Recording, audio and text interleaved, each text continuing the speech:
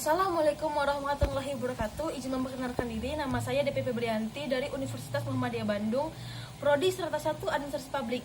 Oke, hari ini saya akan menyampaikan sebuah materi yang berjudul Karya Tulis Ilmiah Laporan Buku. Apa sih laporan buku itu?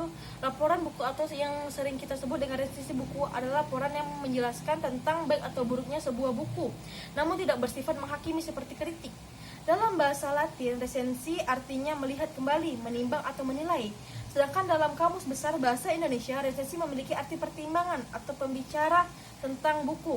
Nah, ini saya berikan contoh ya, tentang resensi buku. Misalnya kita beli buku ke mantan kita, karena dia pernah nyakitin kita, terus kita nilai lah buku, kita go public lah bukunya, kita nilai, kita hujat. Kalau buku ini tidak pantas, tidak senonoh lah, apalah itu tidak bermutu lah.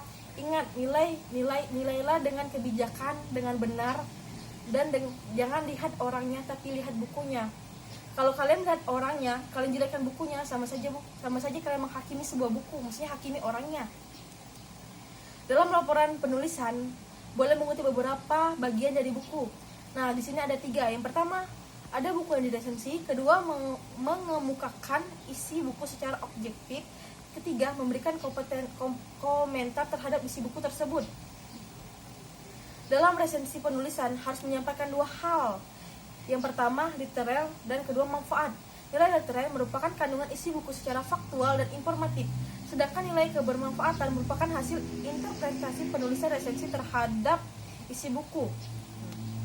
Resensi buku juga tidaklah mudah, karena memerlukan banyak ketelitian dan keakuratan analisis secara terinci. Resensi berisi hal-hal berikut. Yang pertama, jenis buku.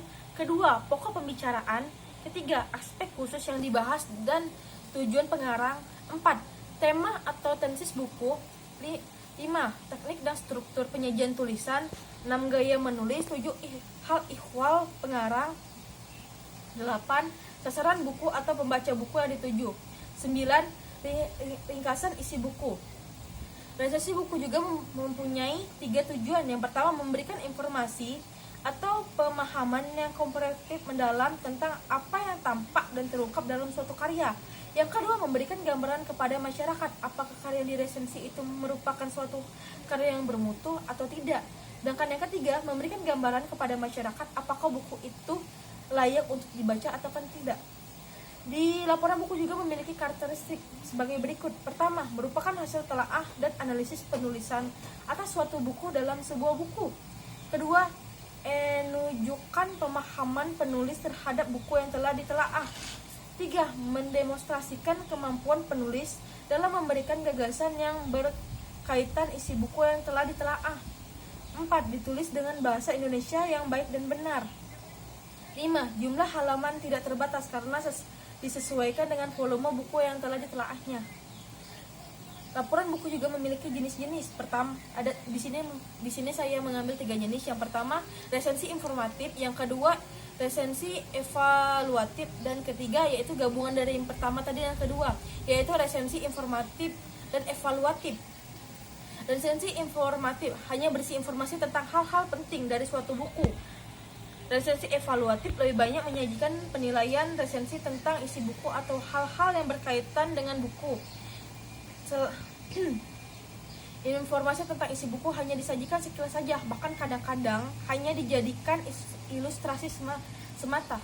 Sementara itu, resensi informatif dan evaluatif, yaitu gabungan dari antara 1 dan 2, yaitu 3, merupakan perpaduan 2 jenis resensi tersebut. Resensi jenis ini di samping penyajian semacam ringkasan buku atau hal-hal penting yang ada di buku juga menyajikan penilaian presensi terhadap isi buku. Nah, resensi juga ada sistematikanya. Pertama, pada dasarnya sistematika resensi ada sebagai berikut. Kalau kita ingin meresensi buku, harus ada beberapa hal berikut ini. Jangan lupa, pertama, cantumkan tema atau judul yang ingin kita resensi. Kedua, cantumkan nama pengarang, judul, karya, penerbit, tempat terbit, jumlah bab, dan jumlah halaman. 3, kemukakan sistematika bahasa ringkasan karya yang diresensi. 4, jelaskan kualitas karya yang diresensi dan kekuatan lemahnya serta perbedaan dengan karya jenis yang sudah ada. 6, sampaikan pendapat dan simpul penulisan resensi secara pribadi. 7. Tulis identitas si penulis resensi.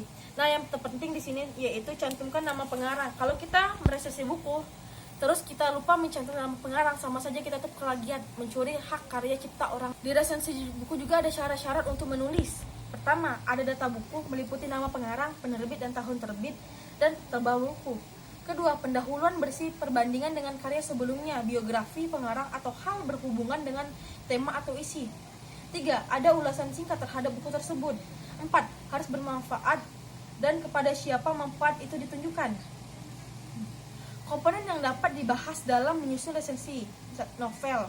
Pertama, tema. 2. Alur cerita. 3. Penokohan. 4. Sudut pandang. 5. Latar cerita. 6. Nilai-nilai.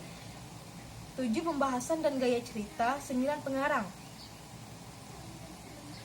Di sini saya menjelaskan beberapa contoh resensi ya. Pertama, identitas buku. Identitas buku ya yang pertama adalah judul, kedua pengarang, kota dan tahun terbit, penerbit, cetakan, jumlah halaman, dipersembahkan kepada siapa, yang pasti kita semua.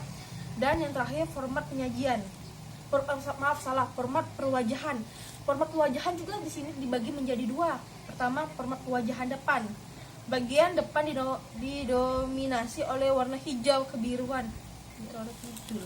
Dan judul buku terletak di atas dengan tulisan indah berwarna hijau. Nah, sedangkan format perwajahan belakang, bagian belakang terdapat ringkasan tentang isi buku tersebut dengan warna tulisan berwarna putih dan bagian belakang didominasi warna hijau kebiruan. 2. Ada juga namanya unsur intrinsik. Yang pertama, tema cerita. Misalnya tema cerita seorang gadis petualang yang menyelamatkan dunia dari kekuatan para red yang jahat. Nah, alur ceritanya alur cerita maju. Settingnya setting cerita siang sore malam. Latar belakangnya cerita ini dilahirkan dari kisah gadis petualang yang ingin menyelamatkan dunia dari pengendalian maaf salah. 5. Point of view cerita ini adalah sudut pandang orang pertama dan sudut pandang orang ketiga. 6. Gaya bahasa. Gaya bahasa yang pertama personifikasi, 2. Metonemia, 3. Pleosnem, 7. Penokohan. Nah, penokohan seperti yang kita lihat tadi kan tentang cerita yang tadi, pasti ada tokoh pertama itu Rahel, gadis yang tinggi berambut pirang yang pandai yang ingin dunianya selamat dari ancaman Yerk. Kedua, Yek, makhluk asing yang jahat yang ingin menguasai dunia. Ketiga, Derobe, sahabat baiknya Rahel yang mengertinya. Ada juga amanat. Nah, di sini amanat terbagi menjadi 5. Amanat sosial, nasionalisme, pendidikan, nilai politik, dan nilai keagamaan. Kalau banyak cerita fiksi ya, fiksi itu pasti yang paling lekat tuh di amanah keagamaan. Misalnya kita melihat ya, misal cerita fiksi kayak legenda Nyi Roro Kidul. Nah, pastilah kalian tuh yang menyamain keagamaan itu paling rentan itu untuk dibahas. Karena kenapa? Pasti kalian bilang, wah cerita ini tuh musyrik gini. Masa iya nyembah setan, nyembah jin gitu kan. Nah, untuk kalian tolonglah mencermati, misalnya ingin mengomentar dengan baik, jangan merasis suatu golongan.